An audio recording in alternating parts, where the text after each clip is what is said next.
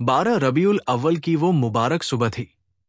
मक्का की सरजमीन पर एक अजीब सी खुशबू फैली हुई थी।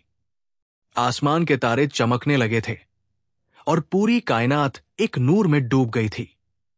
काबा के पास एक गरीब सी औरत खड़ी थी, जिसने आसमान की तरफ देखकर कहा, अल्लाह, ये कैसा नूर है, ऐसा तो मैंने कभी नहीं देखा। उस वक्त आमिना रज़ियल्लाहु अन्हा अपने घर में बैठी थी और अपने सीने में एक अनजाना सुकून महसूस कर रही थी। अचानक उन्होंने देखा, उनके कमरे में नूर भर गया और उस नूर के साथ दुनिया के सबसे बड़े रहमत मोहम्मद मुस्तफा इस दुनिया में तशरीफ ले आए। पैदाइश के चमत्कार। इतिहास की किताबों में आता है, जब आप पैदा हुए तो शाम के महलों में जलती हुई आग खुद ब खुद बुझ गई, जो हजारों सालों से जल रही थी।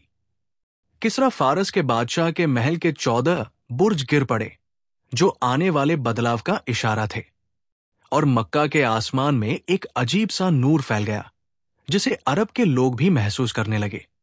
जब आपके दादा अब्दुल मुत्तलिब को ये खुशखबरी मिली कि आमिना के घर एक बेटा हुआ है, तो वो खुशी से रो पड़े।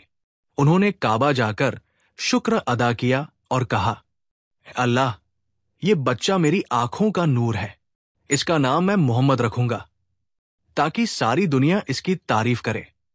हदीस से पैगाम। रसूलुल्लाह ने खुद फरमाया, मैं उस वक्त भी नबी था जब आदम अलैहिस्सलाम अभी मिट्टी में थे, और एक और हदीस में आता है, मैं रहमत बनकर भेजा गया हूं। दुनिया के लिए रहमत। नबी मोहम्मद की पैदाइश सिर्फ अरब के लिए नहीं थी, ये तो पूरी इंसानियत के लिए रहमत का पैगाम थी। कुरान में अल्लाह ताला ने फरमाया, और हमने आपको नहीं भेजा मगर पूरी कायनात के लिए रहमत बनाकर। असरदार लम्हे। सोचिए, मक्का की वो रात जब आसमान भी खुश था, धरती भी खुश थी और फरिश्ते भी खुशी में तस्बीह पढ़ रहे थे। उस दिन के बाद दुनिया बदलने वाली थी। जुल्म की अंधेरों में डूबी इंसानियत को अब हिदायत का नूर मिलने वाला था। ये कहानी हमें याद दिलाती है कि नबी की पैदाइश सिर्फ एक तारीख नहीं, बल्कि एक पैगाम है, प्यार, रहमत और इंसानियत का पैगाम।